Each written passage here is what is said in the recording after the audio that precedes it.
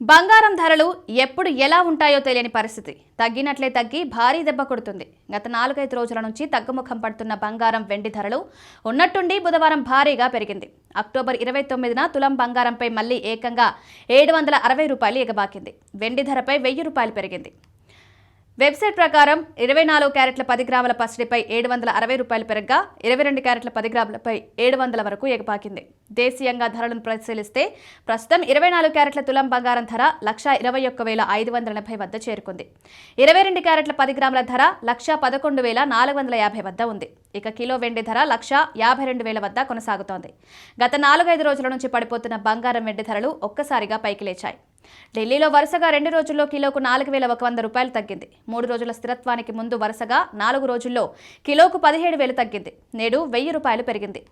మీ అరచేతిలోని అర్ధవృత్తం లోతుగా స్పష్టంగా ఉంటే మీ వ్యక్తిత్వానికి అనుగుణంగా ఉండే అందమైన జీవిత భాగస్వామి